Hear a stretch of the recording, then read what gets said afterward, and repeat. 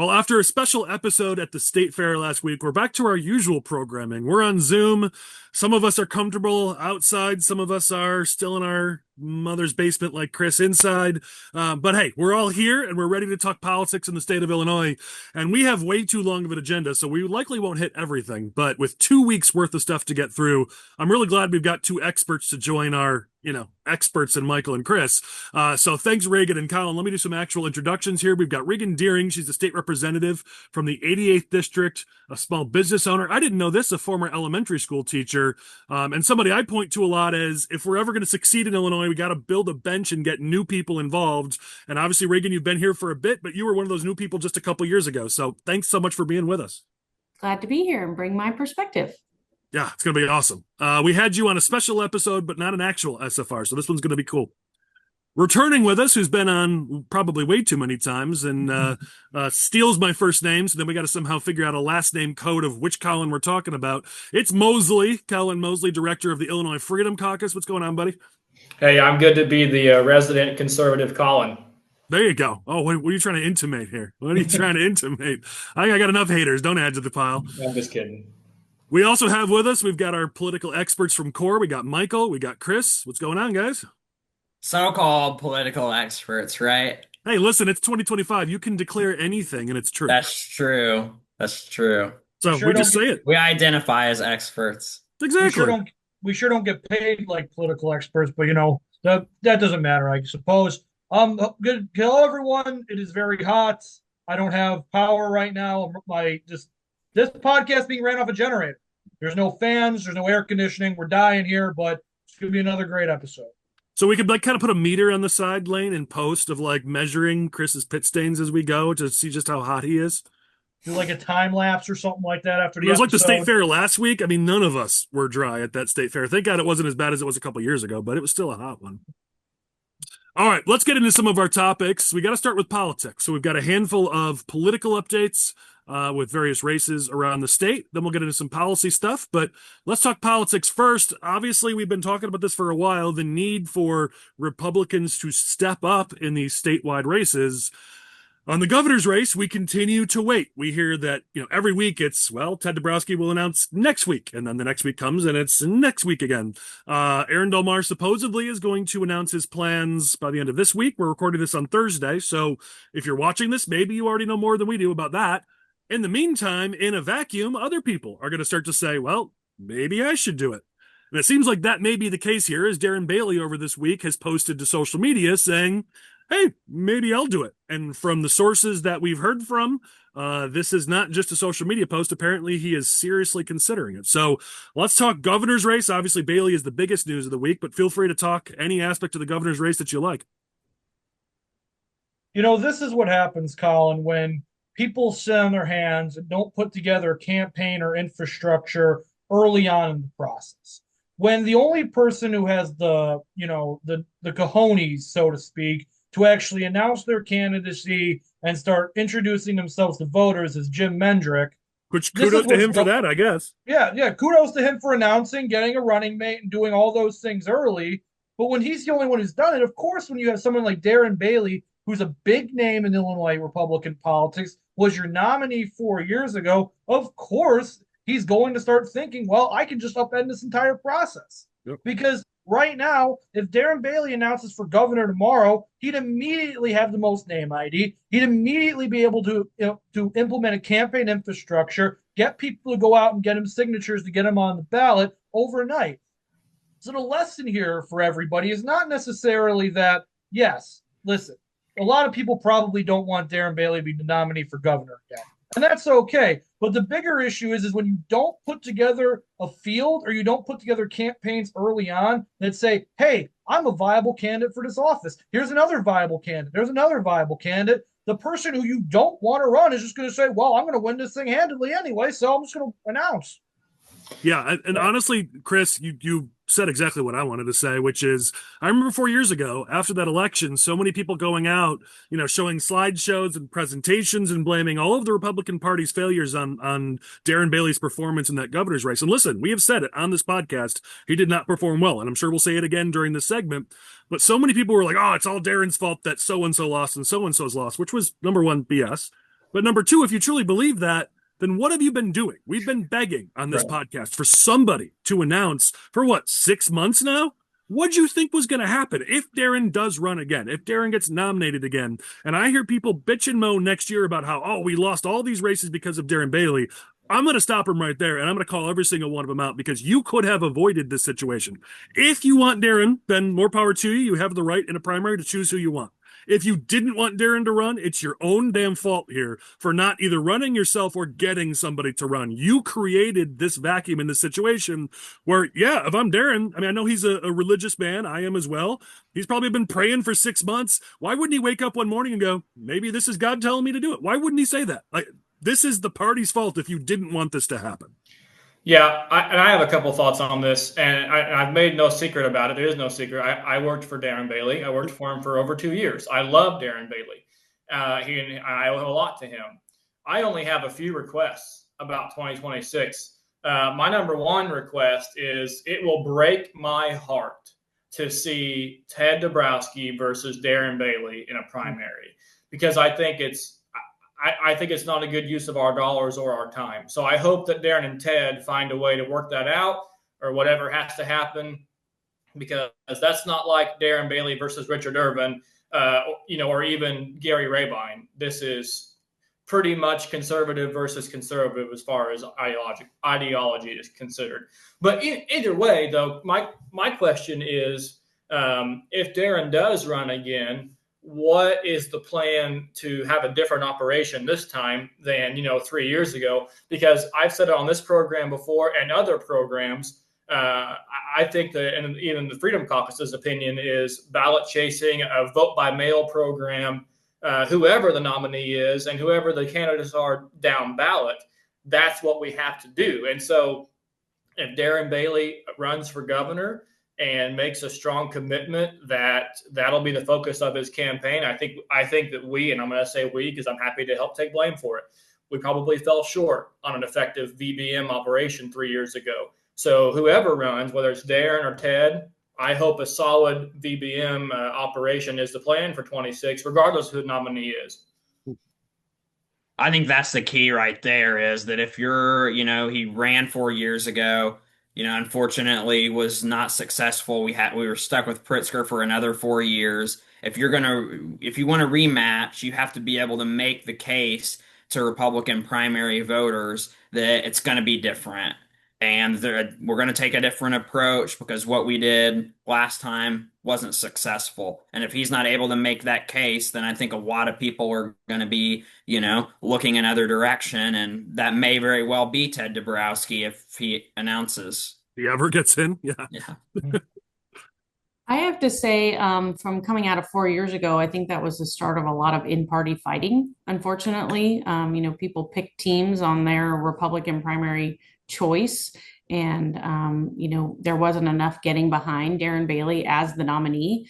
That's what we're supposed to do as a party. So when I think about the top of the ticket between U.S. Senator and governor on down, I think now has to be the time to pick someone that is going to unify the party. And that may need to be someone new, because we do have infrastructure problems. We have leadership problems. We have a lot of great people all over the state working hard in their counties. You can see who's kind of picked up the ball and ran with it. I think DuPage is, targeting vote by mail just in their own county, and just come out loud and proud about that. So I hope that that's working. But absolutely, as a party, we need to get behind our candidates. Even working, alongside primary challengers is just getting people registered to vote, focusing on the messaging. Democrats are giving us a lot to work with these days, especially the governor. And, retirement of Dick Durbin, we've got some federal issues that a candidate can pick up on. But, Illinois is primed and ready for a solid effort by our party to get out and message and find new voters. Yeah, I think you hit on both things. I mean, I want to share some of the data from Rauner's last race to Bailey's last race, or Bailey's race in 2022, because I know one of the failures of our party is we sort of scream past each other And we forget the fact that two things can be true at the same time. In some of our trainings, I'll show that Far Side commercial where somebody's looking down on this side and they're looking at a 9 and they're like, it's a 9. And the person's on the other side looking down. To them, it's a 6 and they're screaming, it's a 6. And they're so angry at each other. But both are right. They're just looking at two different perspectives. And we hear this a lot in politics. There's the one side that says, if we just turn out our voters, we'll win. And the other side says, well, if we just, we have to run all moderates and we've got to, focus on winning swing voters and we'll win. We've gotten stuck in this or situation where it's only one or the other. And if 2018 and 2022 didn't teach us anything, then we're never, ever, ever going to learn. 2022, I've said it before and I will say it again. Darren Bailey proved that if you run somebody who can energize the base, somebody who is more aligned with them on certain issues, you can run up the turnout and run up the score. Darren Bailey did beat Rauner by 3 points statewide, and the data's there. You can hate me for saying the data, but the data's the data. Here's the key, though. He beat Rauner by, I'm looking at it, 11.5 points in everything outside the suburbs, but then he trailed what Rauner did by 9 points in the suburbs. And so we saw in some of these races throughout the state where Darren Bailey's coattails were as much as 6 points for Republican candidates in rural areas, ex-urban areas. He had coattails because he did turn out more voters. It's true that turnout can have a huge impact on elections, but that's only half the equation. The other half of the equation is propensity. It's how do people vote? And where Darren Bailey helped us in some areas, in the suburbs, he didn't help us as much. In fact, in some areas, he hurt us. But Rauner was the opposite. Rauner killed us on turnout. He couldn't turn out the base, but he did okay in some suburban areas. Until we recognize that to win elections, you need both things. You need to be able to turn out your base and get Republicans to the polls, and you need to be able to reach swing voters and independent voters. You've got to do both to win elections. We keep wildly swinging from one to the other, and then we're like, gee, I don't know why we lost. Because it takes both to win elections. It's super simple. I think that we've seen a lot of that county map floating around that, shows the state is predominantly red, cherry red, except for, Cook County and the collar counties, and then maybe a little pocket in Springfield, Champaign, Decatur, East St. Louis, IL 13. But I do think that we have to recognize that 2/3 of the votes are coming from that big blue, Cook and Collar County. And so, thinking about a candidate from up there that can start strong up there, which I think gives Ted an advantage in this sense, being from Cook County, and having a pretty moderate career so far, not having a political bent. I think Wire Points and IPI try and be bipartisan, and try and just present data and facts. So he's grown people that respect what they are putting out.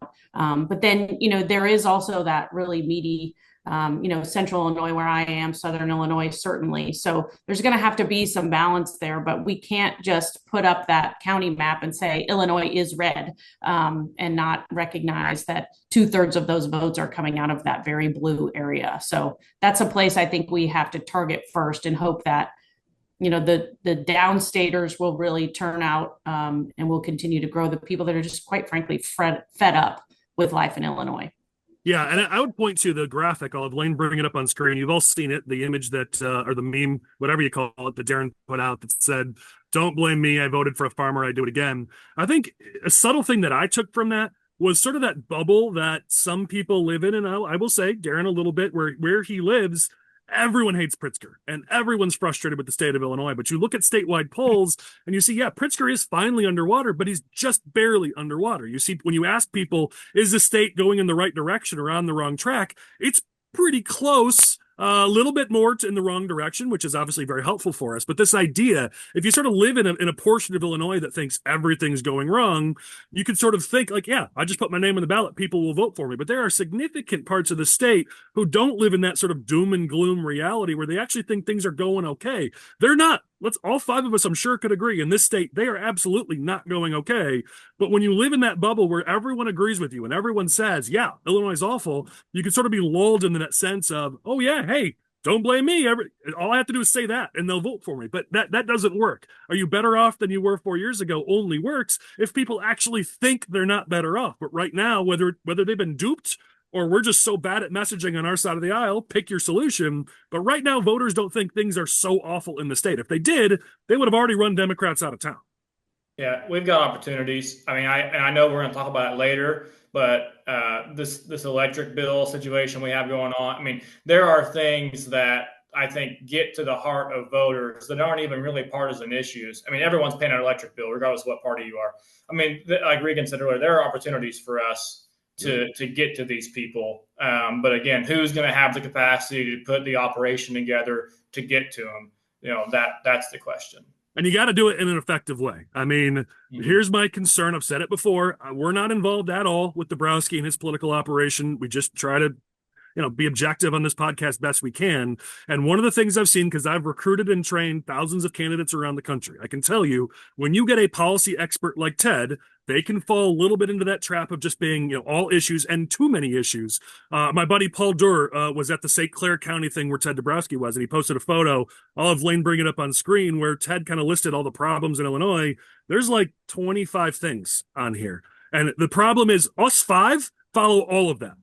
But the average voter, you get 3 things. That's it. They don't pay attention to more than that. And so I think the key here is going to be, Ted is going to be great on policy if he does actually run, which I'm hoping he does. He's going to be great on policy, but those policy wonks who run tend to have a little bit of a struggle where they bury people in policies, and the average person doesn't think that way. So our plea to whoever it is who's involved in that race, I know some of them, our plea is, a lot is wrong in Illinois, but you've got to pick 3 key things that the voters can key into. Collin brought it up. Energy prices right now, electricity prices right now. You must be speaking about that if you want to win an election. That fits under cost of living. That's part of the cost of living equation for working families. That's got to be one of your issues. You hone in on a few key things instead of running on everything that's wrong with Illinois. Because 2 things that happen. 1, you lose voters when you bury them with issues. And 2, you come across as quite negative, which you saw at Wire Points on the education issue. Ted kind of doubled down this week. Like Pritzker tries to be so positive, and I'd be positive too if there was something to be positive about.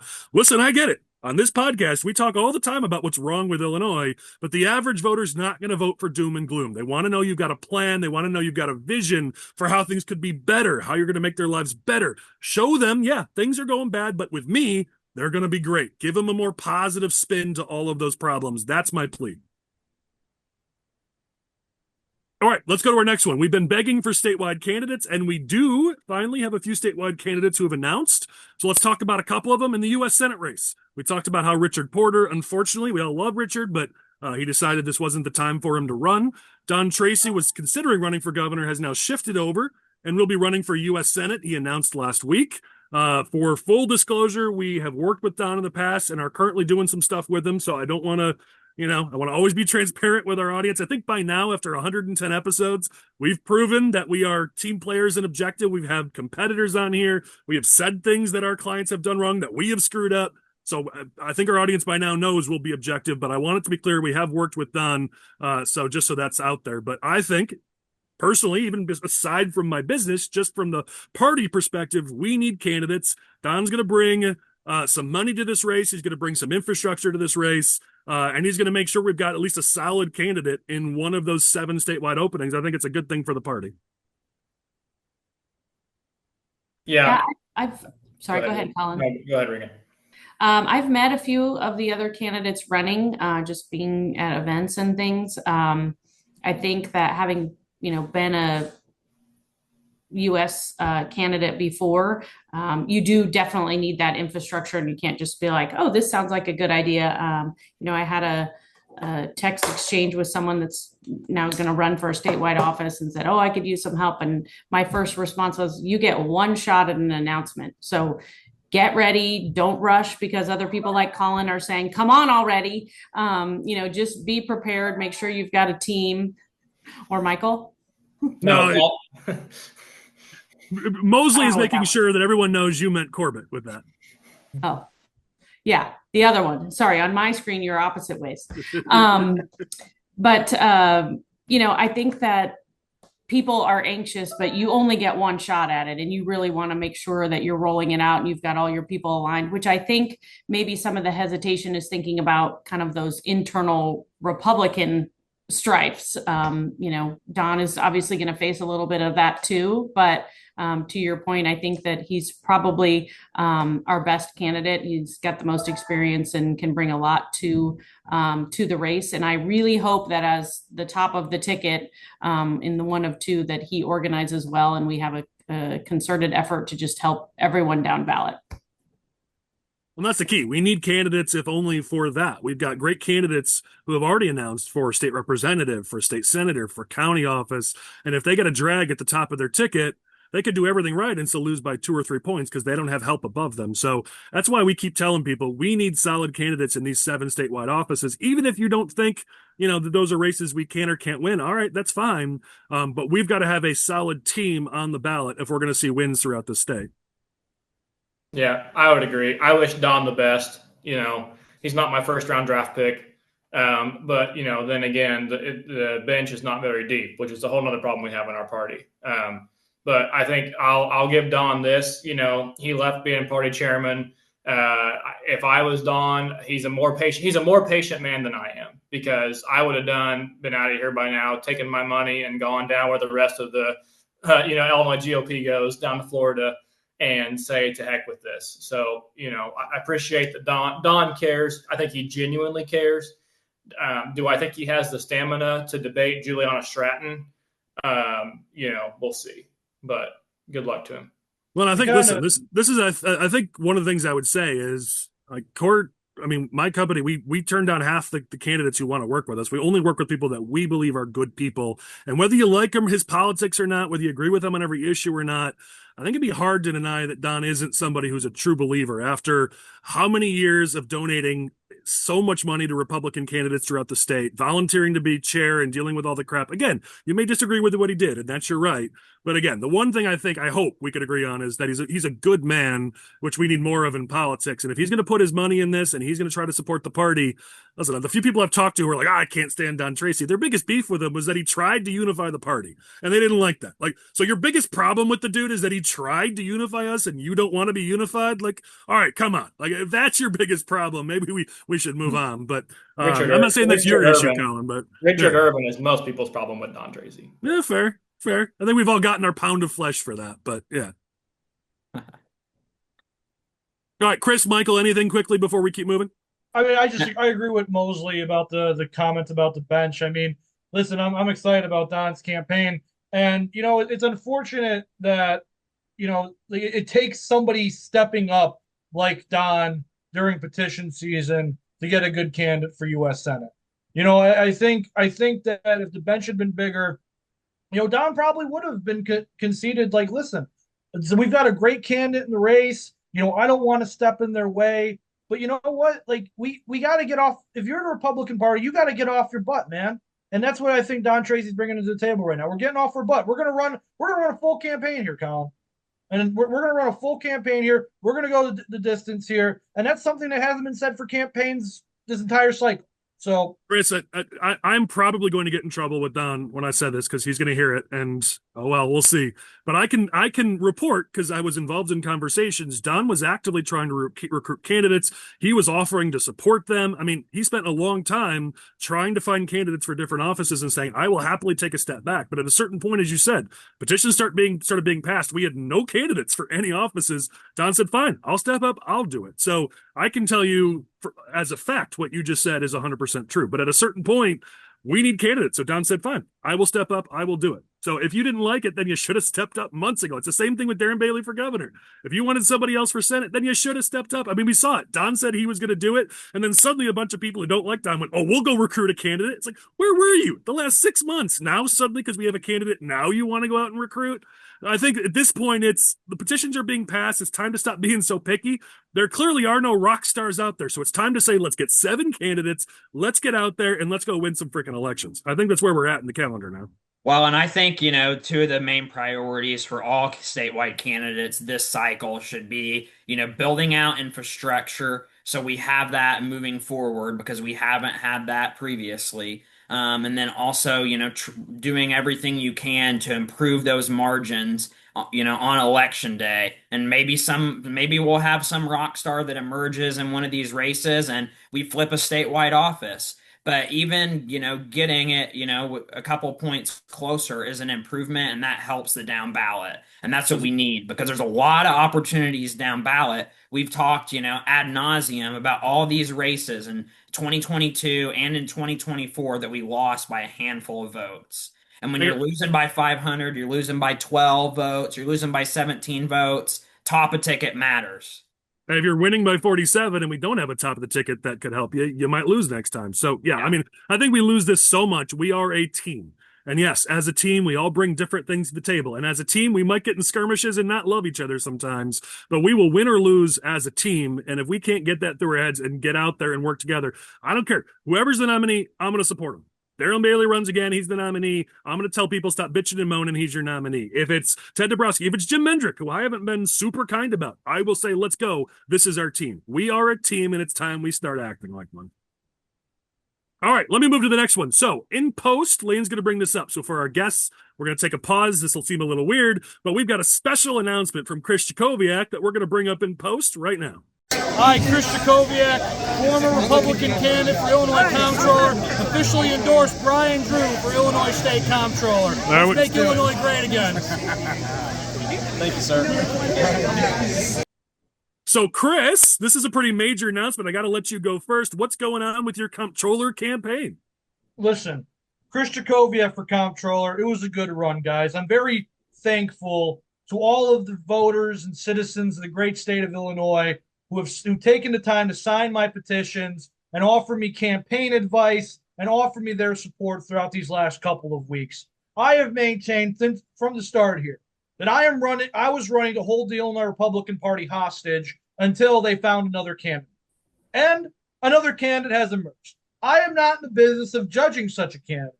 I am not in the business of primarying such a candidate. I'm not qualified for the position. If you had me in the comptroller's office, it would have been absolute chaos. I would have checked the state's bank account and found there's 32 cents in there, and then we would really be up the creek without a paddle. So listen, you don't want me as your state comptroller, and that's okay. I understand that. But, I think we all need to get behind Bryan Drew, and I'm thankful that the Illinois Republican Party came to their senses and realized I wasn't the answer. Because frankly, Tom, I was getting worried about how many elected officials were telling me to run. No, this is a hostage situation. You don't want this, because if this went the full distance, I would have said something stupid. As Collin knows, I would have said something stupid, gotten the whole party in trouble. National interests would have gotten involved. Money would have been cut off. It would have been a big problem. So I'm glad that we were finally able to come to our senses and find a candidate for Illinois State Comptroller.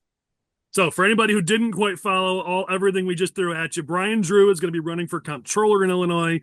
He's got a bit of a statewide network, having been an attorney on some high-profile cases. He's got some experience having run for office. He and I both personally very strongly agree that his wife is actually the rock star of that family. But we're stuck with Bryan, and he's a pretty cool dude too. And it's nice to see we got a real candidate for the comptroller's race. So anybody else have any thoughts on the race? Feel free to jump in. No, I think he'll be a great candidate for comptroller. I'm excited to see, what he's able to accomplish. And Chris, we still don't have somebody for treasurer, so maybe we need to pivot. There you go. Making a monopoly on state finances between husband and wife. That could be fun. I think I'm excited about Bryan Drew running. The important thing for me is it's probably going to be our nominee versus Margaret Croak. And Margaret Croak has a lot of reasons that she should not be our comptroller.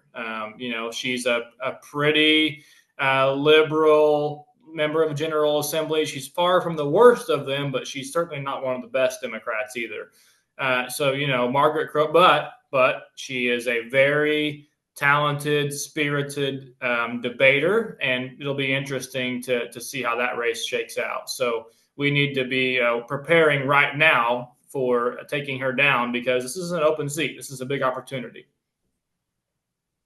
I've met Bryan before in lawsuit settings, so I appreciate his passion and is willing to stand up, for the Constitution and the rule of law. So I think that he will get out there and be a good candidate, showing up all the places. He presents himself well and happy to have a great candidate we can all get behind.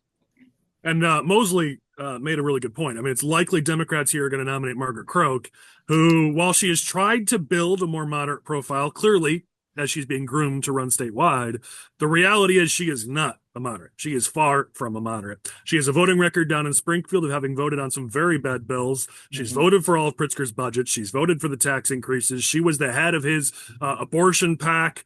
And if you think Margaret Croak is going to hold Pritzker and accountable and be a check and balance on the governor's office, considering she owes her entire political career to the guy, you are crazy. And I think voters in the state are going to recognize that we need check and balance in the state. Even Democrats are going to say that we need some check and balance in the state. And that position is the one that's designed to be the check and balance. It's designed to be more conservative, fiscally conservative. And so I believe if there's any seat, not only because it's an open seat, but simply because it's designed for somebody to get into that race who's a Republican, who's fiscally responsible. I think whoever we nominate, and at this point it looks like Bryan Drew may be the main candidate that we put forward, is really going to have a great shot in that race. Well, ever since we lost this in 2016, this office, it's been the fox guarding the chicken coop, right? And look at what has resulted. I mean, you go down the list of all the even government employees in the state of Illinois that have committed fraud and are getting, prosecuted for that. And it's just one thing after another. So I think there's a lot of opportunities here, and hopefully the voters understand that we need somebody that can be a check against, the governor's office, if God forbid Pritzker wins another term. But even if Ted or somebody else wins the governor's race, you're still going to have super majorities in the legislature that are going to be, doing crazy things with our checkbook. And that's as Chris Welch says, tax and spend Democrats will be in the majority down in Springfield. Yeah. Exactly. Yeah. All right, let's go on to a couple other races in the state. Then we'll move on to some of the key issues we've been kind of hinting that we'd be covered. Let's talk about aisle 17. We've got another candidate who was announced in the 17th district, Julie Bickelhaupt, and I hope I got that right. I think I'm close. Has announced she's from the Lincoln series. Sounds like she's got Tony McCombie supporting her. She's a farmer from Mount Carroll in northwestern Illinois. And I will say she came out with a pretty fiery press release that was pretty solid, hitting on some pretty key issues. I don't know who's in the race, but they did a pretty good job rolling her out. Dillan Vancil's already in that race, so it does set up a primary. I'm one of the few who thinks primaries are a good thing if done right. They can be a good thing because the cream rises to the top. Dillan's done great on grassroots, but even he admits has struggled a little bit with fundraising. I know Julie's pretty well tied to some of the more like state legislators and some of that more, I'll use the word, I don't think it's a negative, but some people think it's a negative, the more establishment types where she's got those ties. I think they both bring some values to this race. Let's see who's able to put together a real campaign that could take the seat, because I think Sorensen is absolutely vulnerable in November. So we've got now two good candidates who we're going to get a chance to, at least the voters in the 17th, are going to get a chance to pick between. So I think this is exciting for the party. Yeah, and I believe she's county board chairwoman in Carroll County as well, right? Yeah, I missed that. Correct. So she's currently an elected official. Great rollout to get things started. I think it's going to be a race to watch, and we'll see who comes out on top. But as you alluded to, I mean, at the end of the day, it's all about the money. Who can raise the money? Because you're going to have to spend a lot if you're going to flip this seat, and then just cross your fingers that NRCC comes in at the last minute. But that's not a given. Regan lived that reality. I think she's smiling out of pain there. Yeah. I tell any congressional candidate, don't count on the NRCC. It was told to me, and after all that work, I was sorely disappointed by their commitment to a race. But, I think Illinois is still hard for the national party to think about investing in, and the reality of just the map and the numbers. I mean, to see that gerrymandered map in the Illinois 13, almost nightly on Fox News is a little dagger to my heart. But, I think you're right. I met Dillan early on. My 88th House district overlaps a little bit with that congressional district. So, he came out strong, and I saw he had a trailer at the state fair. And so he's continued to travel all over. That district is also very badly gerrymandered. So the mileage and time to be all the places is exhausting. I did get to meet Julie at the state fair as well. Appreciated the introduction and the effort that she's trying to to become a candidate as well. I believe that, I'm not telling out of turn, they have spoken to each other and kind of agreed to keep it a kind race. That was one of the best parts about, I had a 4-way Republican primary in IL 13, and we all were very respectful of one another and just talked about our reasons for winning. But Michael's not wrong in that the dollars are going to make the biggest difference. Hours upon hours a day of phone calls and fundraising. And it's no secret, for whatever race we're talking about, it's hard to get Republican donors in Illinois to take a chance on you. We've lost a lot of hope around here. I'm in your camp, and then I think that Illinois is primed and ready for change. So we're going to have to control the messaging, and we're going to have the money to get out and spend with boots on the ground. Well, I think one of the things we talked about on our special episode about a month ago, if you didn't see it, feel free to jump in. It's like 3 hours long, so good luck. But we did talk about IL 17, and some of these districts throughout the state, the trend is not in our favor. But 17, if you look over the years, over the last, since 2016, there actually is a trend towards us. It's going to play like a D4, which is not out of the realm of possibility in 2026. So yeah, it's going to be hard. It's going to take a lot of work, a lot of fundraising. But that race is not a foregone conclusion. Sorensen does not match that district. He's way too progressive for that district. A good candidate could absolutely put it in play. And we've got races down ballot. Not just, of course, we got to keep Regan in office, and I know she'll do it on her own, but still, we got to make sure she's got support. But we've got other races, which we'll talk about, that overlap with that district, that we've got to pick off some Democrats here if we can start to gain ground in Springfield. And so a good candidate in IL 17 who can, drive some votes and help us down ballot would be huge for the party. Let's talk about one of those races, because there's another race, another primary that is forming a little bit out towards that region here, which is Senate District 36. We've been hinting that we need to talk about this race just because there is a little bit of drama that's gone down over the last 3 or 4 months. But before we do that, this week a new candidate announced, Brad Beekman. He's a retired state trooper, and he's jumped in the race to challenge Senator Mike Halpin. Patrick Harlan has already been in that race. He's been on our podcast. We've been starting to have candidates on the podcast, so we'll have to make sure we have Brad on to keep it fair, let everybody have a chance to have their say. But that is absolutely a district that we can win, and Brad had a great announcement. We mentioned Julie's announcement in 17. I mean, Brad had great visuals. He had a bunch of supporters around him. He was live on TV in the region. They did a great job on that rollout and certainly raised a lot of eyebrows. Obviously, it's a little later in the race, but I think there's definitely some interest as to how this race might shake out. I know Patrick Harlan does have a good amount of support because he's been in for a while, but definitely looks like this is going to be a similar race to the 17th, where you're going to have voters are going to have some decent choices here, and Republican primary voters are going to have to pick who they want to take on Halpin in that race. Yeah, I mean, we've talked about the numbers on that race. It is, kind of in that top tier, or a race that we should definitely be looking at when it comes to picking up seats on the Senate side. So it's going to be important. Patrick's been in for a little while now and has rolled out a lot of endorsements from legislators and, elected officials in that region. So he does have a little bit of a head start. So it's going to, it'll be interesting to see what Beekman is able to accomplish. But I think from everything I'm hearing and seeing, he's a good candidate as well. Yeah, my plea is just this. We haven't talked about it because I'm really trying to not shine a spotlight on the infighting that we've got going on in the party. But out in that region, there is a good amount of infighting. That's fine. It's primary season. Here's my only request.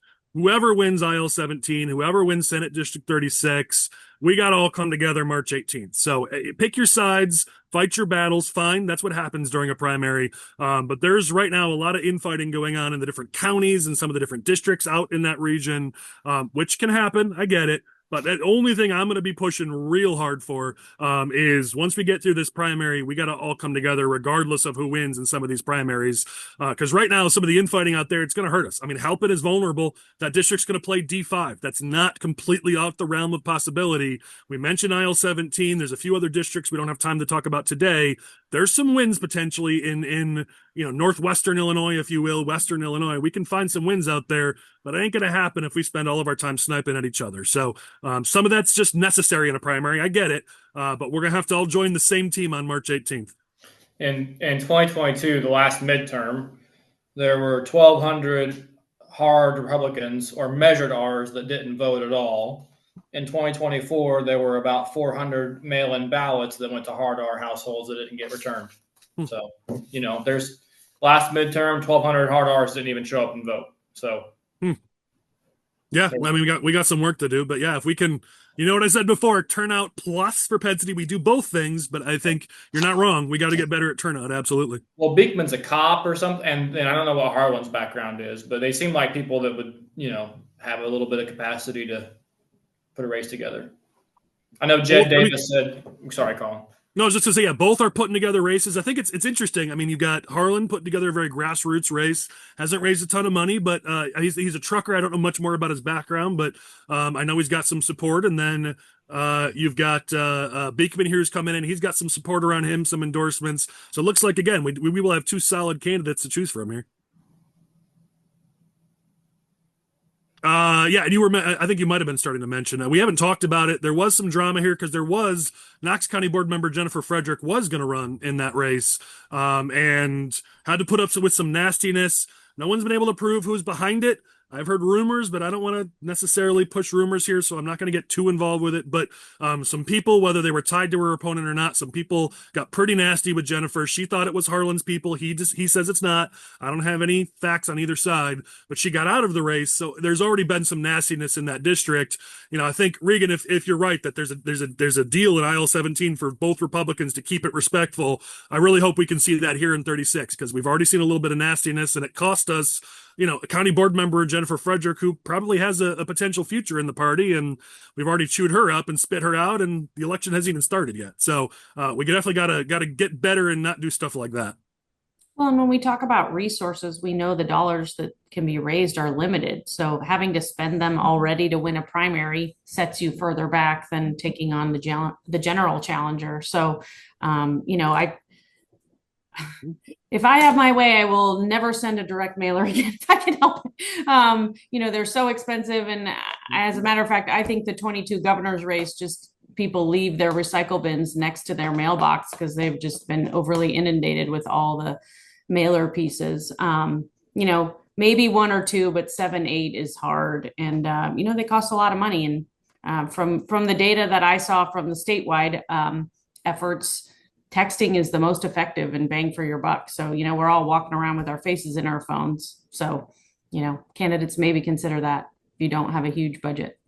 Yeah. I mean, digital is excellent now. You can get your message out. Texting is excellent. Mail is good to a degree, as you said. I mean, there's a rate of diminishing returns. With some races, it may make sense to get up to 7 or 8, but we usually don't push more than that, even with the well-funded campaigns, because at that point, you've burned your message in. You got to find another platform to get to work. Some of these races, like these, super well-funded races, we're doing 30, 40, 50 mailings. And that's just, all you're doing is padding the pockets of your consultants. Let's be real. So even I'll admit that. Not this consultant, though. Not this one. Chris doesn't get any of it. No, not Butler. Not Collin. I don't know. Probably not Moseley either. Yeah, we evil consultants are ruining the world, apparently. All right, let's carry on. So House District 112, Michael, I know you're excited about this. We got a guy, Jimmy Ford, who's got a pretty awesome story, who's stepping up to challenge Katie Stuart. And by the way, Katie Stuart has a primary opponent, Haley Johnson, who's challenging her from the left. So some interesting things happening down in 112. What's going on, Michael? Oh yeah, we got a candidate locked in, Jimmy Ford. He's a small business owner, O'Fallon city council member. Has a lot of positive stories that have been in the news about some of his charitable efforts, including, donating one of the smaller buses to the Special Olympics, raising over $60,000 for the Special Olympics. The list just goes on and on and on. So a cool story about what he did because he works for a repossession company. I don't know if I'm wording that right, but there was this older couple. There's this older couple who couldn't afford to pay their car, and he raised the money to pay off their car for them because he didn't want to repossess it. I mean, the dude has a heart, that's for sure. Yeah, he raised over $28,000 on GoFundMe, paid off their car, paid off their mortgage, gave them a difference, and was featured on, everything from CBS News, Today Show, you name it, he was on there. So it's exciting, different approach from what we've taken in the past in this district, but I think that's needed considering our previous results. So a lot of people are excited. It was the talk of the town in Springfield last week, and we're really going to get after it and send Katie packing. Well, listen, Republicans don't do that well enough, showing that we care, showing that we're humans, that we actually want to make a difference in our communities. It's something we've got to get way, way better at. So running a candidate like Jimmy, who that's his whole life, That's going to be a good example, I think, for all of us to do that better in these upcoming campaigns. I think we need more toe kings to run for office. I met Jimmy down at the state fair. He's a real down to earth guy, real human being. Great guy to have a conversation with. So I, for one, support the toe king in his endeavor to take out Katie. Let's not make that the thing we call him, Chris. That doesn't come across well if the opponent uses that. World's nicest repo man. There we go. That's better. That's why Chris doesn't do messaging. Right. All right, let's get to some issues here. We've got a state rep, we've got a issue expert in Moseley. We can't let these people go without actually talking about some of the big issues facing the state. Let's first talk education. I know a lot of Republicans are talking about this, that in Illinois, our education stats and Wire Points has done a great job. Ted and Mark and some of those people over there have done a great job reporting on stats and education in Illinois. JB Pritzker's response is, well, let's just lower proficiency standards. And I know the apologists on the left are going to say, well, our standards are too high, but Ugasti had a great answer for that, which is we should be expecting our students to be better. Let me read from his release. We've maintained the current levels for years, and suddenly we want to lower them. What's going on in some other states is irrelevant. Instead of focusing on lowering the bar, ISB should be encouraging and helping districts teach students to reach and even exceed the current standards of educational proficiency. I get why Pritzker politically wants to lower the bar, because this will look real damn bad for him running for president. But the reality is, the dude is changing the numbers because the numbers don't look good for him. And that does not take somebody with my skills to spin against him in the gubernatorial race to our governor candidates. That's not a hard thing to spin against him, and somebody should be out there screaming about it. It's funny to watch the Democrats flip-flop, because on some issues, when they put forward these crazy bills that are the first in the nation, whether it be a crazy abortion bill, whatever it might be, and you always hear them, well, we're going to be leaders and innovators and blah, blah, blah. Well, then when Dan Ugasti says, well, hey, then why don't we have the leading, thresholds for what we consider to be success in education? Well, no, we need to be more in line with what the rest of the nation does. Well, you can't have it both ways. You want to be extremists on abortion or LGBTQ or whatever it may be. But then when it comes to education standards, we just want to be run of the mill and be in the middle of the bell curve. So that always cracks me up to watch them, just the back and forth that they take. But you're right, Collin. The failure rests at the feet of JB Pritzker and all this, the Democrats that have made the policies, the IEA, all of these people that have destroyed education. And it is a message. Whether you be a Democrat or a Republican, you want your kid. I mean, even Robin Kelly said this on an interview at the State Fair last week. You want your kids to have a good education, and she's right. And that's not a partisan issue, but in Springfield, it seems to have become one. Yeah. Well, I think you look at the scores and they're abysmal, and then instead of doing something to try to address that and improve educational outcomes for these students across the state of Illinois, they lower the scores. It's like when you're a kid and you try to hide your report card from your parent because you don't want them to know how bad your grades are. I mean, that's essentially what they're doing. And if they really want to figure out how to fix this problem, then they need to go to Charlie Meyer and Blaine Wilhauer's districts, because Breeze and Aveston have the highest scores in the entire state for reading proficiency, etc., and they're not spending an insane amount per pupil. So it's not a money issue. It's an education issue, and we need. Well, Michael, see, that's the thing. I mean, we have taken, and I'll take this heat. I've taken a lot of heat because we work with school districts around the state, because education is a really important issue to me, and I'm going to put my money where my mouth is. So we work with districts, but you look at all the districts we work with, they are not these ones that are just dumping cash in there. Every district we work with is among the lowest when it comes to their tax rates compared to their peers. Every district we work with is spending less than other districts around them, and yet their scores are better. We work with good districts. There are good districts out there who are fiscally responsible and put the money in the classroom to help kids. And when you set high standards and you do it the right way, you can succeed in the educational space, even in a state like Illinois. But instead, if you go into cities like Chicago, Chalkbeat had a great story about some of these schools in Chicago using what's called equitable grading, where even if you don't show up, they give you a 50. Even if you don't take the test, even if you don't show up, you get to start at a 50, not a 0. And it's driving these teachers crazy. You've got to have some standard, something for these kids to shoot for. But when we just keep raising that lowest common denominator and say, it's okay, you can skate through and we'll still graduate you, there's no incentive to get smarter. Listen, they're kids. Most kids are not crazy like some of us who actually liked school. Most kids just want to go and have fun. So when you say you don't have to do it, you don't have to show up, why would they? You've got to set standards. You've got to put expectations in front of them and let them try to meet them and help them try to meet them. There's a path here that's very Republican friendly, very fiscally responsible, where we can lead on education. And clearly what the Democrats are doing in the state is not working. It's time for a Republican to take the reins and actually have the guts to talk about education instead of just letting it be a Democrat issue. Well, and again, I totally agree with you, Corbett. I think part of why, again, sometimes we don't talk about it enough is because of certain people that take certain money from certain organizations that are afraid to talk about it. It might have 3 letters in its name. But, here's the problem, too. On this issue, to me, when I hear this issue, I think this is just like a drunk driver who's tired of getting DUIs, so they want to raise the limit from 0.08 to 0.12. I mean, it's literally you're tired of having failing results, and so you want to make your failure harder to attain. And meanwhile, what's happening? Our kids can't read and write. Our kids can't read and write in Illinois, and that ought to be a chain around the neck of any candidate running for office in 2026. This is a 15-second digital ad that's very easy to make. You show the scores, you show how kids aren't succeeding, and you say, what's Governor Pritzker's answer?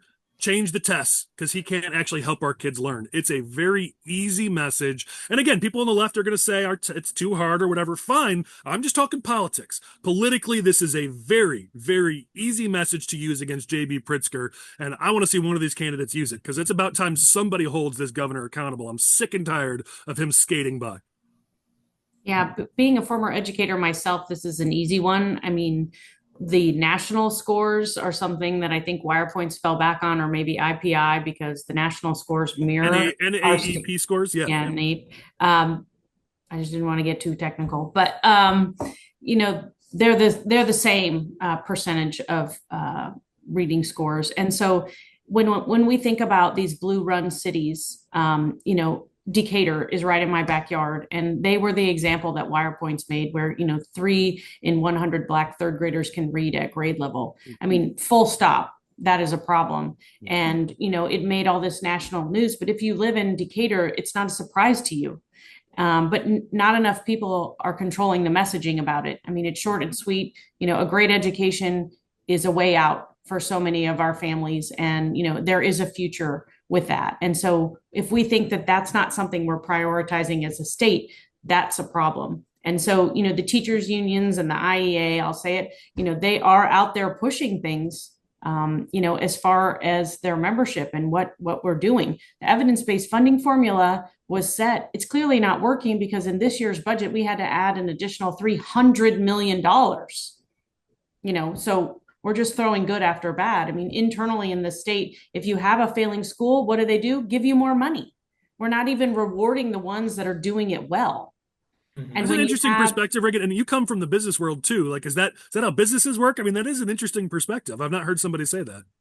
No, it's not how, it's not how it should work, because we do need to reward. And as someone pointed out, we need modeling. Michael, you've got these great 2 school districts that are performing well. I've got plenty in my rural 88th as well that are doing excellent things. Why are we not going and showcasing what they're doing and trotting them around the state and saying, here's what we're doing, let us be the model? Yep. Instead, we're just making excuses and we're changing the end goal. And it's not going to work out well. Our kids are going to continue to fail.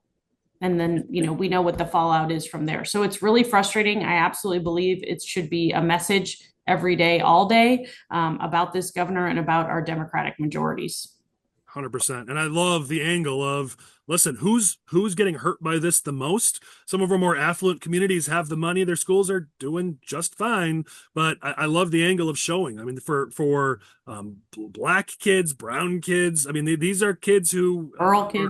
Rural kids. Yeah. I mean, these are the kids we should be doing everything we can to help. And in today's Democratic leadership in this state, it ain't happening. And they've had decades maybe it's time to try a different approach. I will say that the state has now shifted its priority in literacy back to phonics, which, having been, in the world of reading education, phonics is where it needs to be. The federal government has failed miserably. I wrote an op-ed about the dismantling of the Department of Education. There's a lot of good things that are going to come from that. And one of them is literacy. And so at least the state of Illinois, for all the things that we're doing wrong and the things that we're changing, they are returning the focus to phonics. Interesting. I wasn't aware of that. Thanks for sharing that. All right, let's keep us moving along. Let's go to our next issue here. Immigration's been in the news twice over the last few weeks. We've got Pritzker signing a bill to give even more taxpayer-funded benefits to non-citizens. It's a number of people who have spoken out about that. And Regan, I know you filed the bill. I'll get it's HB 4097 if I got it right, hopefully. So I know you're going to want to talk about that. And then we had a crash in Stevenson County that Andrew Chesney and I know Leader McCombie was out there and a few others where they were talking about it, that an illegal immigrant who let me make sure I get this right. John Cabello was there as well, where an illegal immigrant who had been multiple DUIs. Had a felony, aggravated felony DUI, battery, yet was still in this country illegally, and then got in a crash and killed 2 people. There's a reason why immigration's in the news. So I guess pick your lane. Regan, I'll start with you as our guest if you want to talk about the bill I know that you filed, because I know this is an important issue for you. Yeah, well, I mean, I've got 2 kids in college, and I certainly have a lot of parents who are sending their kids off to college, and there's a lot of decision-making that's based on tuition and financial aid on where you can and will send your children, for sure. We could have a separate conversation about how Illinois public universities need to be doing a better job of recruiting and retaining Illinois students, because if they go to college here, they have a much better chance of staying here and being a part of our workforce. We can train them up well at these public universities or even small private universities. We have a better likelihood of getting them to stay here. When we have a piece of legislation that puts illegal aliens to the front of the line for financial aid, I think I use the phrase, it's one more slap in the face to our Illinois families who are here working, saving, prioritizing, and they're getting the back of the line. So my piece of legislation that I filed is basically revolves around fairness. The bill has been passed. As I've learned, it's really hard to get something undone once it's done. So the bill is really about making it fair. So it says to our universities that they can't offer greater financial aid to an illegal alien than they would to a U.S. citizen, whether they're in state or out of state. So, I'm going to have to work hard with my colleagues when we get back together in veto session saying, look, this is the right thing to do for Illinois families. And so, it should be bipartisan. We should have, students that want to go to our Illinois universities and be able to afford it. Yep. Well, and I think some people have made the point, listen, if we had all the money in the world, okay, I think we could have a different conversation. But right now, you give a scholarship to a non-citizen, that's a citizen who doesn't get a scholarship. It's a zero-sum game right now with our limited finances and with our budgetary issues. And so in the current reality, I've talked to a lot of swing voters, even soft Democrats, who have said, okay, yeah, I get it. Like, right now, we can't afford to take care of our own citizens. We really can't be taking care of the citizens from other countries when we've got to take care of our own citizens first. That is an issue that resonates with swing voters, as Republicans know. We've been pushing this pretty hard down in Springfield, spending tax dollars on non-citizens, billions of dollars on non-citizens when our own citizens are struggling to survive. That's just not a tenable situation. And it's a finite amount of money. I mean, the financial aid pool is a finite amount of money. So if we're adding in an additional category of people that can now take those funds, there's less for everyone. And quite honestly, we're losing hundreds of thousands of people out of the state of Illinois who are those tax-based contributors. So that pool is shrinking for other reasons too. And you mentioned we've got some great institutions in this state. I was talking to somebody who is thinking about moving down to Florida 51% of the time because their kid's about to go to college, and the in-state tuition for residents in Florida to their universities, it's like $7,000, $8,000. I mean, it's tiny because it's subsidized to that level. U of I is a great institution. If we could actually make sure that our residents and our citizens could have priority to get there to U of I, we keep our kids in the state, and then after they graduate, maybe if we finally get serious about fixing the business climate in the state, maybe they'll start their businesses in the state and start their families in the state and actually stay here instead of going to Florida or Texas or wherever. Like, there's a path here, which is fairly common sense, but it would require our lawmakers to stop chasing the far left progressive issues that might get them elected president and instead focus on doing what's best for Illinois citizens. I want to go after the governor on this and the Democrats and all of the above, but there's also an angle for us to go after the universities on this. I mean, there is an entire page on the University of Illinois website. I was just telling Mary Miller about this yesterday, that is dedicated to admissions for non-citizens. And I'm not talking about international students that are, have a actual capacity for being here. I'm talking about undocumented refugee, quote unquote, an entire page on the U of I admissions about this. And I'm sure ISU is the same. I'm a U of I system alumni, and I'm proud to be a U of I system alumni sometimes. But this is a problem. And so, yes, it's Pritzker's fault and all of these people, but we need to be going after the board of trustees of these places. We need to be going after the donors of these places. There should not be a single red-blooded Republican giving to any endowment for any land grant state university in the state of Illinois right now, because they're all letting illegal immigrants come into their school, and they're now apparently going to also allow them to come on scholarships and financial aid. So yeah, there's a political arm to this, the governor, the Democrats, whatever, but there's also a practical arm to this. So hey, universities, you're the other half of this equation, stop taking them. And donors, people that are giving millions of dollars to the U of I because they want good seats for a basketball game, but don't give a dime to candidates, it's time to change your priorities a little bit. But I also, sorry to come back in, guys. Wi-Fi came back on. If you want to take a play up a comment or something, guys. But I think one of the problems here is that the more and more we're oversaturating the university system with non-citizens, illegal immigrants, all these sorts of things, every year the value of having a degree from the University of Illinois system goes down. If any Joe Blow can walk across the Mexican border, sit down in the state of Illinois and say, I am a refugee, please give me free tuition, go to the Illinois system and get their 4-year degree in basket weaving, what's that going to matter?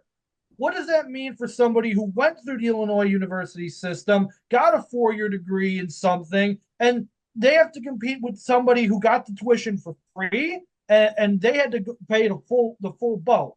I think that we're oversaturating. It's an added problem with oversaturating the systems, and these degrees are ending up meaning nothing. Well, and Chris, as somebody who didn't get to go to college because I and my family could not afford it, obviously this is something near and dear to my heart, that we have people in this state who are desperate for opportunities like this, who it might be their ticket. Listen, I bootstrapped, I made it, I'm good. There are people who without that opportunity maybe don't get that future that they're hoping for them and their families, and those are our kids, those are our people here. This is our home. It's time to start fighting for our home a little bit here. All right, let's keep moving along because I want to respect everybody's time. Let's talk hypocrisy. Let's talk governor hypocrisy about gerrymandering because here we go. We have yet another week of Pritzker grandstanding around the country on gerrymandering. He was called out on this a little bit. ABC had a story where he was saying, well, I think an independent commission is a good idea, but not here. Not here, because we can't unilaterally, I'm quoting now, we'd be unilaterally disarming as Democrats if we did that. But I think we should make it happen. So Pritzker's like, hey, yeah, fair maps, sure, but no, not here. This continues to be a giant hypocrite, as he is on many issues. But the good news is on this issue, at least, he's finally getting called out on it. On the flip side, you've got a bipartisan effort to attempt to bring fair maps to the state. Of course, Change Illinois, the group that failed the last 2 times to make this happen, they're coming out publicly and whacking this effort. It's like, well, you guys tried this twice, you failed twice. Maybe it's time to let somebody else who knows what they're doing give this a shot. But I think we can all agree that our democracy is hamstrung by gerrymandering and by the lack of fair maps and representation for voters in this country and in the state.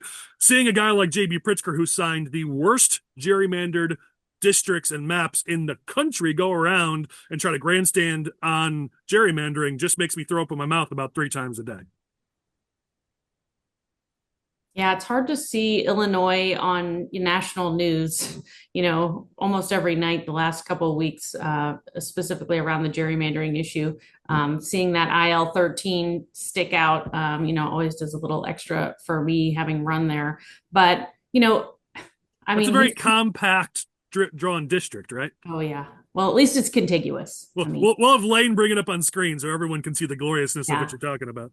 I think I had a little cheat sheet on what people were calling it, from snake to boomerang to whatever, might have been called. So compact it was not, indeed. But, Pritzker's on record saying he was going to veto, a clearly gerrymandered map. And actually, if I remember correctly, we had a June primary in 2022 because those maps were held up in court. I believe it was down near Michael in East St. Louis. It was the NAACP that was saying this is a racially gerrymandered map because, the only Democratic representation for IL was all squished into IL-13, and anyone else living down there in Madison and St. Clair counties wasn't getting equal representation. So it was kind of wild that year. It was a delay, and then obviously the general in November. But having had Governor Pritzker on record stating that he was going to veto the maps, and then he signed them in. So he had a chance to be good on his word, and he didn't. So every hypocritical label is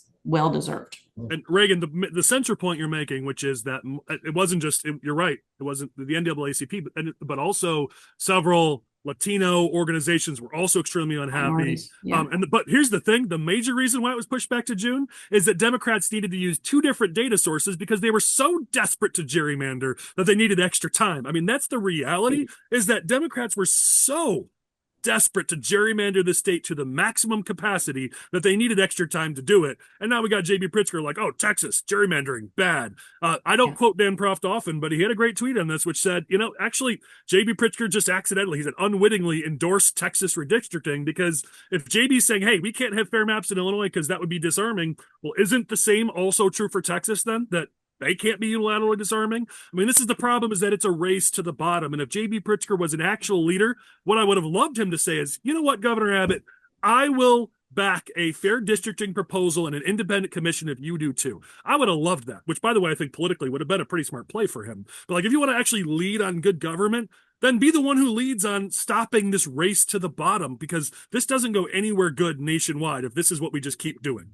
Well, the crazy thing is it's the, fake news media or whatever you want to call it, but all of these Democrat states just kind of fly under the radar. And it's like you look at Massachusetts and New Mexico and some of these states and how their districts are drawn, where you can't draw a Republican district in Massachusetts. I mean, what, 30-some% of the state voted for Trump? You can't tell me you can't draw one district that at least literally, people have been trying for years, because there are nerds on Twitter who all they do is draw big maps, and they have literally tried for years, and the best you get is like D plus 0.75. That's the best you get in Massachusetts. Take New Mexico, for example. They had a district that was always in play until the last remap, and they drew it out of existence, right? And you look at Illinois' maps and how bad they are, and do you see people really throwing a fit? No, they don't throw a fit until Texas says we're going to do the same thing, and then they're like, oh, wait, we just realized that Illinois has been bad for the past 30 years. Maybe we should say something. To Michael's point, it's just playing the game when Democrats do it. It's cheating when Republicans do it. Exactly. Look, exactly. Listen, here's the thing. Two things. Number one, I'm still seeing you people out there posting the wrong maps when you're making. Yeah, you covered that already. Move on. Right. But the other thing here is I don't think this would be as big of an issue. And I'm going to put some blame on Texas here for a moment. I'm thankful that this is happening, and we can call out JB Pritzker's hypocrisy, and everyone can laugh at aisle 17, aisle 13, all that stuff. It's great, whatever. But the fact that he's doing this in the middle of the term, that's the reason why all this is coming out. Nobody, after you do it, after the census, everybody kind of complains for 5 seconds and everyone goes about their merry way. But because he's trying to get up, because the national Republicans are like, oh no, we're going to lose seats. It's a Trump midterm, guys. We need Texas to redraw their maps, guys. That's why this is a big deal. That's why people are calling out the Republicans here for doing this, because it's the middle of the cycle. These literally said, oh yeah, we're drawing the maps now. Give us an advantage. It's a little bit brazen in my opinion. Somebody was going to be the first to do it. Let's be real. But let me keep us moving just for time. Collin, I know energy has been a big thing for the Freedom Caucus, and I'd be remiss if I didn't let you talk about it here. Plus, I want to talk energy, so let's talk about it. I know a big frustration for all of us is as working families right now are opening up their bills and seeing that their electricity bill is doubling. And by the way, it's going to be even worse next summer. The smart candidates are out there talking about cost of living and energy costs and electricity costs right now. I know you guys have been pushing this hard at the Freedom Caucus level, and I applaud you for doing it. Why don't you jump in and give us your thoughts on this? Well, absolutely. I mean, we have been all over this because it's an issue that not only is it an important issue, and not only does it literally affect people's lives, but again, I said earlier, if you're a Democrat or a Republican, it doesn't matter. When you open up your utility bill and see the price tag, you're going to get mad about it. And that's an opportunity that we have in 2026. I mean, this is actually probably a gift politically that's been given to us to capitalize on, because you can clearly explain to people that this is a consequence of who you're voting for. And we've tried, and that's going to be our mantra for the next however long it has to be, is, I mean, literally, you don't like your electric bill, don't vote for a Democrat. I mean, that is our message. It's a few words, it's simple, because it's a consequence of policy decisions. And, you know, I mean, it's unfortunate. I mean, I think that, you know, we're talking about CJA in that conversation. And so, of course, the phone starts ringing and, you know, we're the jerks for talking about a bill that 20 Republicans voted for. Well, you know what? You voted for it, deal with it, whatever. I mean, the policy is the issue. I mean, I think, yeah, I kind of sort of move beyond. I don't care if we talk about it. If there's a bad bill on this podcast, we talk about it, whether Republicans put their names to it or not. Right. And I've seen a lot of Republicans still willing to talk about this, even in spite of that. But what always drives me crazy is, yeah, on a lot of issues, there's the left and there's the right, and the Republicans take the side on the right, Democrats take the side on the left. On energy, Republicans are actually very pragmatic, and Republicans take an all of the above approach. Democrats are only green, only wind, only solar, shut down coal, which is, by the way, we're the third largest coal producing state in the country. So that's a lot of jobs out the window, but no coal, no natural gas. For many of them, no nuclear, though it looks like Pritzker may be flip-flopping on that yet again. But the reality is Republicans say all of the above. I mean, Cat Facts, they hate our guts. They called us the podcast because they refused to use our names. But they had a post this week about Illinois can learn from Texas. And I said, yes, Illinois can learn from Texas. But of course, they skipped the actual point. Like, Texas is building batteries, so Illinois needs to build batteries. It's like, okay, I'm for building batteries as an all of the above approach, because Texas does natural gas and nuclear and coal and, yes, wind better than anybody else, and solar and batteries. If you're going to succeed in today's energy environment, it has to be an all of the above approach. But what they tried to do on Cat Facts is say, look, see, Texas gets it. They just are only doing the green stuff. It's like, that's not what Texas is doing. You're just lying about this. The reality is the Republican approach to energy is actually the pragmatic and middle of the road approach, which says we all agree, let us get more environmentally friendly. By the way, the switch from coal to natural gas massively reduced our emissions in this country. We are all for this, but it has to be, you have to take a path to get there.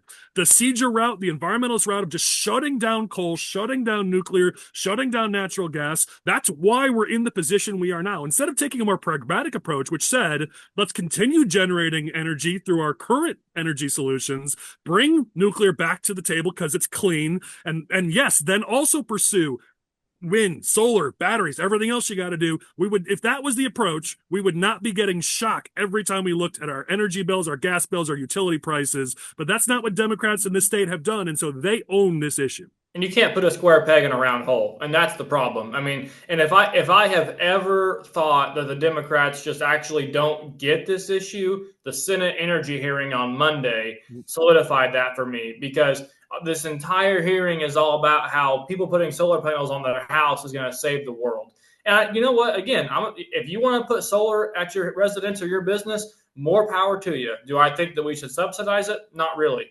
But that's not the problem here. The problem is the mass closing of all of these plants, the cuts of jobs that Collin mentioned. That's what's causing these issues. It's not because somebody is or isn't getting solar at their house. And I was really impressed by the PJM PJM number statistician. Because according to Pritzker, the Democrats, it's all PJM's fault. That's right. Their only, yep. Right. So the PJM guy comes on there and says, well, actually, the biggest issue right now is that JB Pritzker pulled in these data centers and didn't listen to us when we said the grid can't take it. The grid cannot take this. But he had to have the political win, so he drug him in. And it's a really practical solution that he's proposing that says, hey, you want to bring in a large consuming business, they need to come with their generation on the grid. It's that simple. That would solve a little bit of the bottleneck anyway. Well, this is going to come up in veto session because it didn't get across the finish line in the spring. And so, to your point, we need to be shouting from the rooftops and leaning into the pain of every Illinoisan that they are feeling right now, whether it's residential. I mean, we have geothermal, which is supposed to be a saver. We actually voted on that in our Energy and Environment Committee, and the environmentalists were shocked by how many Republicans had geothermal units. But it's like, you know what? We paid for them. And so we are just now getting to the, the discount that comes with it, but not right now in July. My bill went up too substantially, but the whining that happened during the Senate subject matter hearing on Monday was unbelievable. And I mean, I was taking notes, and they were very clearly stating that their, clean energy businesses are reliant on subsidies. And so because the Trump administration is coming out and saying, we're not doing that anymore, we're not going to offer you the subsidies, they have thrown their hands up and they can't quite figure out what to do. But I will say, and I have been having multiple conversations, there was a press release that came out from IMA, Local 150, chemical industry, and a few others that was saying, the mandated electrification is going to cost our state, I think it was $1 trillion with a T dollars. And so I got on the line with Ameren and a few others, and I said, please let us help you because we know this. We know how much it's going to cost. I mean, Mark Denzler, to his credit, said out loud during that subject matter hearing, you don't quit your current job before you have your next job. And the same is true about our energy plan. And we all want it to be affordable, reliable, balanced. So 40 of us colleagues in the Republican House want to send that message. Let us help you. But until some of those key stakeholders who have the governor's ear pretty regularly start pushing back and saying, we can't afford this, nothing is going to change. Good point. Let me bring us to our quick hits so we can stay on schedule here. We'll go through this pretty quickly like we always do, but the whole point of this section is to equip our audience with things you should be aware of. We've got a lot, so I may have to skip a couple this week, but let's see what we can get through before we run out of time. Let's talk about DCFS because we need to always be talking about DCFS. The failures there are gut-wrenching, and here we go. There's yet another Illinois Auditor General report that shows that DCFS is violating state law. They had 34 findings where they were violating state law, and some of these are just ridiculous. 43% of the cases reviewed, the reports came late, ranging from several days to almost a year. 13% of the cases, the DCFS never notified the proper authorities. Some of these cases are 200 days late where they're actually sending out reports, and many of them they're never sending the reports. Schools aren't being notified like they're supposed to be. Local elected officials aren't being notified. And 29 of the 34 findings are repeat issues that were around for last time they did this 2 years ago. There are consistent systemic problems at DCFS, and JB Pritzker is doing nothing about it. And now I want to have Jed Davis on here soon to talk about this. Apparently there's some proof that interns are doing some of the work that actual people with credentials are supposed to be doing, where they're doing interviews and possibly even making decisions to take kids away from homes. That's explosive, and I want to have Jed come on to explain it. But there are yet again more reports of massive problems at DCFS, and I'll say it once because I've said it 1,000 times. These are the most vulnerable kids in our society, and JB Pritzker clearly does not give a crap. Somebody has got to do something about this. I agree. And I was going to bring up Jed. I'm glad you did. But I think my only point on this quick hits is I thought that Pritzker's new DCFS director was going to solve all these problems. Right. But it seems to be more of the same. It's Pritzker's fault. Go to the next one. Oh, go ahead. Jed Davis was going to be my OG, certainly Nice. Now he's had a second hit on the intern issue. And I actually had someone email me several months ago with all the information, and I greatly applaud Jed taking the lead on that. And I will continue to echo his sentiment. So. Already an OG nomination. I like it. All right, Senate Bill 328. Not a surprise. JB Pritzker has signed the bill. It's a massive giveaway to trial lawyers. Terry Bryant, our friend of the program, I'll give her the word on this one. She said it helps trial lawyers and hurts everyone else. This law is a direct threat to jobs, economic growth, and the families who depend on both. Illinois families will be paying the price for Pritzker's decision. Obviously, he wants to be president. He's not going to do that if he can't raise money from the trial lawyers. But yet again, he's going to do that on the backs of everyday Illinoisans. Well, this is one I was seeing a lot of Facebook ads, Instagram ads on this bill from groups, within Illinois and even outside of this state, saying that this is bad, needs to be vetoed. And it seems like the only group that wanted this bill to be signed were the trial lawyers. And obviously, Pritzker is going to do whatever they want because they write the biggest checks. They do write massive checks, and that goes way underreported. Let's go to the next one here. So I was talking to Don DeWitt about this. We both agreed. This just grinds our gears. So JB Pritzker does his governing by press release, puts out this big splashy press release. Hey, AbbVie is going to spend $195 million in Illinois. This is such a great deal. They're going to expand their manufacturing plant. It's 50 jobs because it's always 50 jobs. Okay, that's great. That sounds good. But you just got to dig one layer deeper to realize it's not as good as Governor Gaslight wants you to believe. AbbVie has promised to spend $10 billion in the United States. They made that pledge.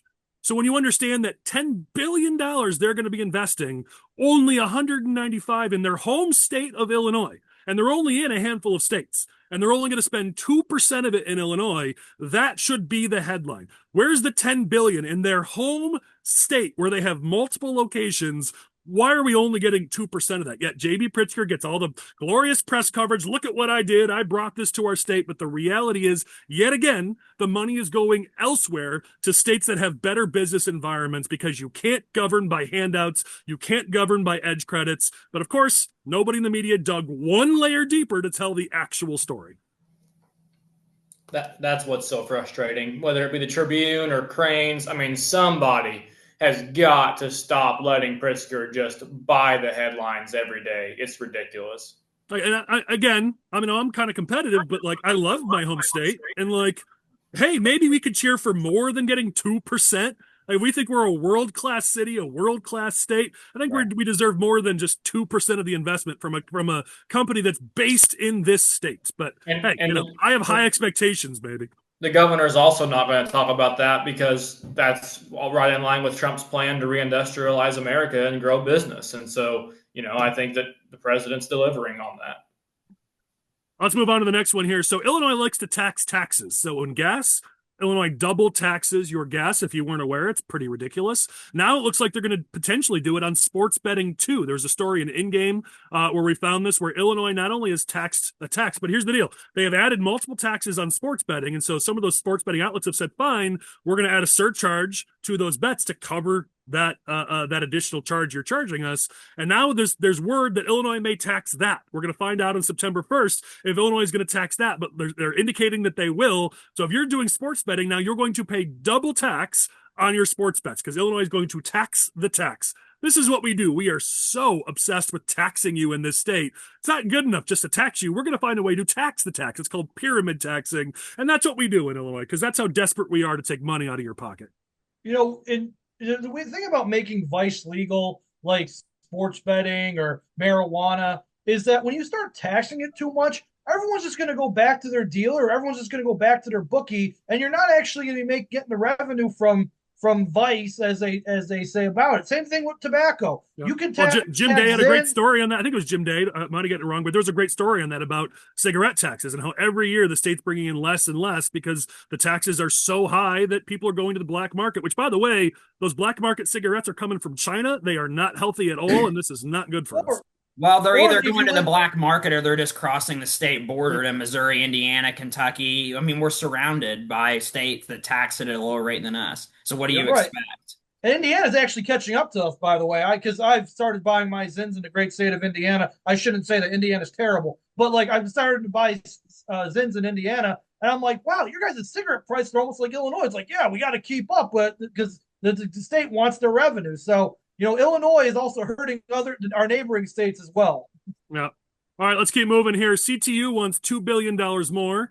And how do they want to pay for it? They want $10 billion or more in tax hikes on all Illinoisans.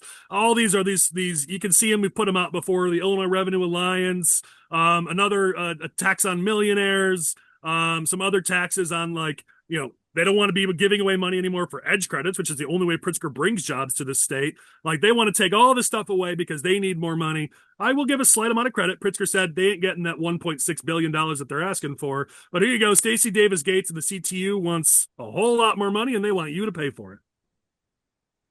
I think it's hilarious that the CTU and Brandon Johnson has been doing this as well, is trying to rebrand themselves as being anti-JB Pritzker, and it's working a little bit. I've seen some conservatives fall into this trap where it's like, even the mayor of Chicago hates JB Pritzker. I'm like, that's Brandon Johnson. He's terrible, guys. So we gotta be careful there. But it goes to show how crazy these people are that they make even JB Pritzker and the Democrats in charge down in Springfield look sympathetic sometimes. Well, what's the end result here? Let's go to the next one. The end result is businesses are leaving Illinois. We talk about it over and over. IPI had a great thing. We'll bring up some of the stats on screen. But there's a 17% decline in the city of Chicago on business, active business licenses since 2015. In some places, like the Magnificent Mile, it's 51% of a drop. They used to have 1,600 business licenses. It was 784 last year, which if you walk in the Mag Mile, you can see it. You can physically see it, the change in Illinois or the change in Chicago. All these policies we're talking about, there's a price to pay, and this is the price you pay.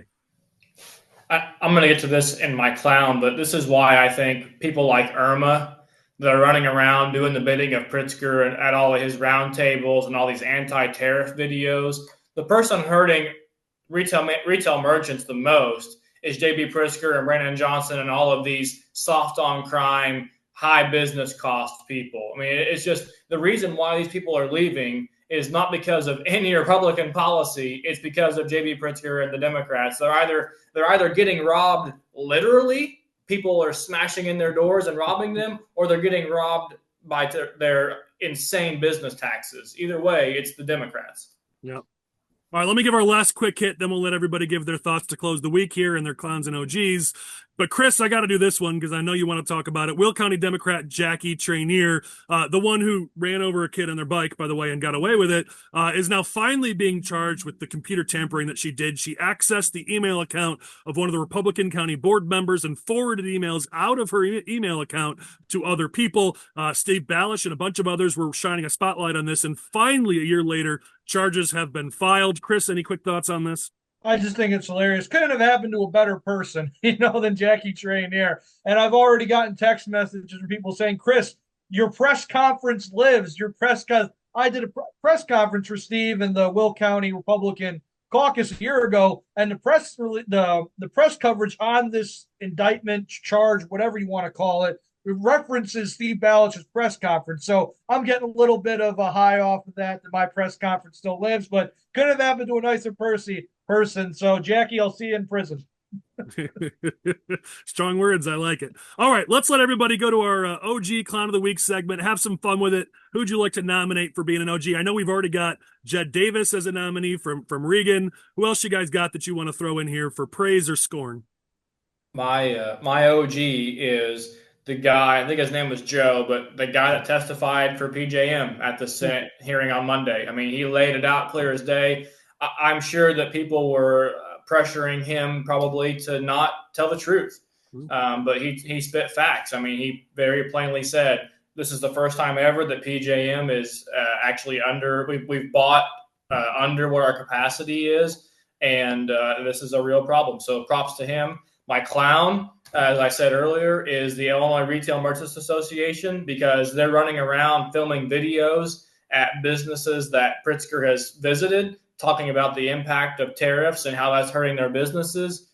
Meanwhile, IRMA members are by far way more impacted by Pritzker's punishing policies to business in Springfield. So IRMA, Rob Carr, I love you. You're a good dude, but you need to figure this out. Well, there is this sort of mentality by some of these folks that if they play ball with Pritzker and they play nice with him, maybe he won't be too mean to them. But they just saw with him signing the trial lawyers giveaway, you can play ball, you can play footsie all you want. When the time comes, he's still going to screw you. Well, I What else already you got? gave Oh, my OG in Jed Davis, highlighting that DCFS is in fact breaking, their own rules and allowing interns to do casework and study, which has very dangerous consequences. So, like I said, I'll continue to echo, and anybody who's watching, please share Jed's posts about that and bring attention.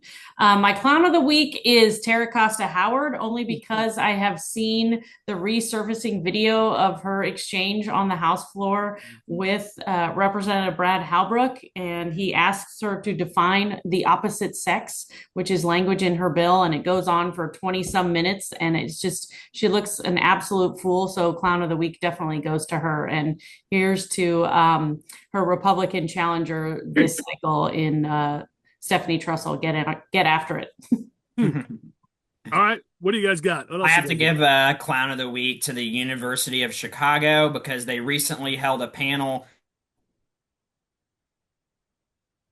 I think we lost you, Michael. Chris, do you have any while we get Michael back? I was going to go with Jackie Trainier as my clown of the week this weekend. Couldn't have happened to a better person. Two formed in churches, a lot of other things. Michael, we lost you there. Go give it again. No, it's all right.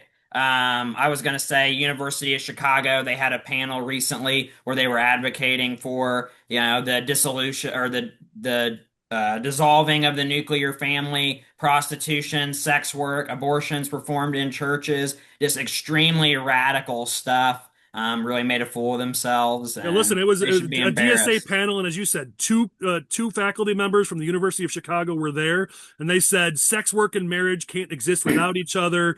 The only difference between marriage and prostitution is the price and duration of the contract.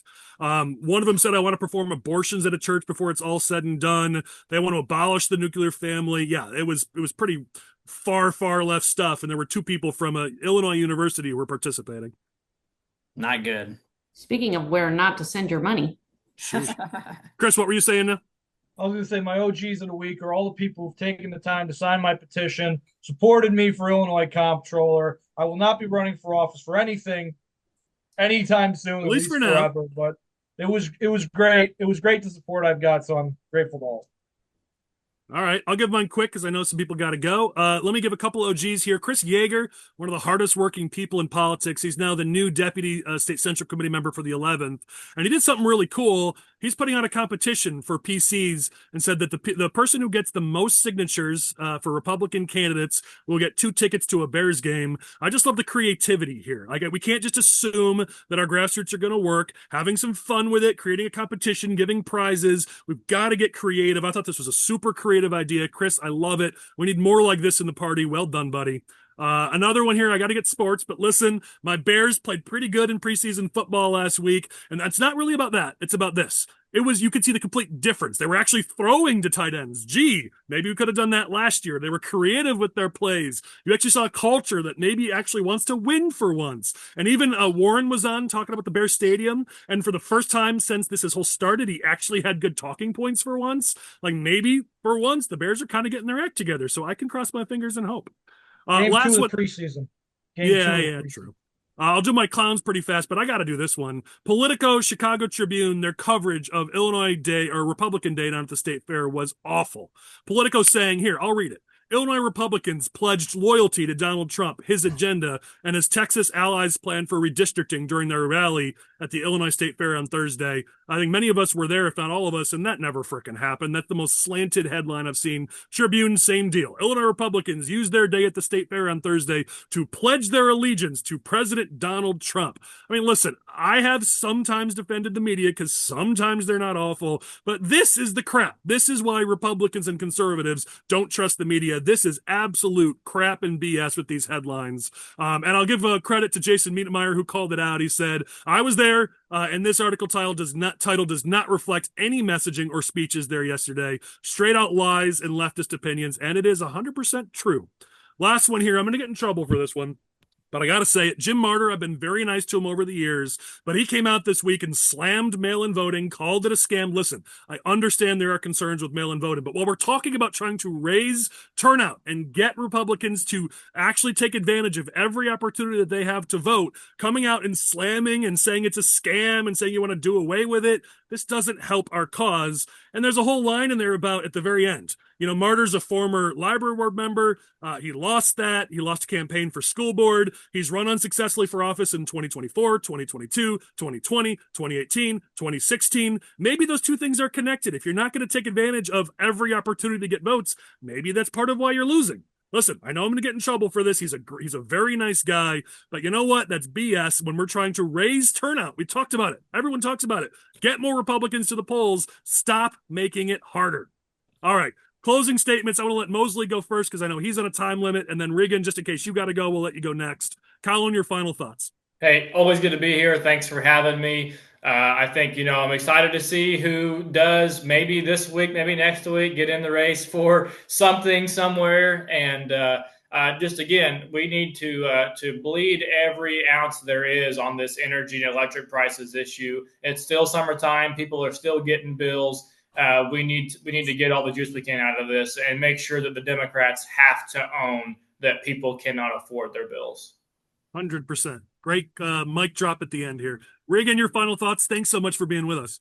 Yeah, I appreciated it. Good conversations. I just think as far as the political landscape, we're begging people to get in, and I hope that we can unite as a party. All of us have defeating the Democrats at the top of our mind. So if we could focus on that even through the primary season and just support one another, if you don't have a race, so far, I do not, although collecting petitions. So, I'm dedicating myself to traveling wherever I can and, being around the state and just talking about how we need to come together to win. I like it. All right, Michael, what's your final thoughts here? Well, it's signature season, so make sure you're getting signatures for candidates, either statewide, local candidates, because, the deadline will be here before we know it. It's a little earlier than we're used to, so get out there and get after it. All right, Chris, since you made the biggest political news of all of us this week, stepping out of your race for comptroller, you get the final word. Go ahead. To build off of Michael's point, we're getting to the point of petition season where you can't say it's still early. We still have some time, okay? By next weekend, it's Labor Day. That's a big weekend for petitions. We're talking parades. We're talking festivals. A lot of big things are happening next weekend. If you're a candidate thinking about running for office, here's what I'm going to tell you. Get your petition done. Start circulating. You don't have to announce. You don't even have to file. Look at me. Listen, I announced, but I didn't file. I got out of the race when a better candidate jumped in. If you're thinking about running, get that petition done. Start circulating, because before you know it, you're going to be at the point where you're staring at a 500 signature minimum. And you don't even have signature one. So let's get started. Let's get ourselves going here so we're not scrambling at the last minute. Thank you. Have a very productive, safe, and fun weekend, everyone. All right, I'll close with this. There were plenty of topics we didn't get to for time, so make sure you come back next week. There is, lots of conversations about what might happen with the state party chair. I'm kind of holding off on talking about it till we actually have something to talk about, because I don't like covering drama just for drama's sake. Jim Rule put out a great thing about what does the Republican Party need to do to win. He's the Tazewell County Republican chair. I really want to talk about that, so we will cover those maybe next week, but certainly soon. In the meantime, though, we're going to keep chugging along here on SFR. We're well over 100 episodes. Thanks for sticking with us with this dumb little podcast. We'll catch you next week on the Smoke-Filled Room.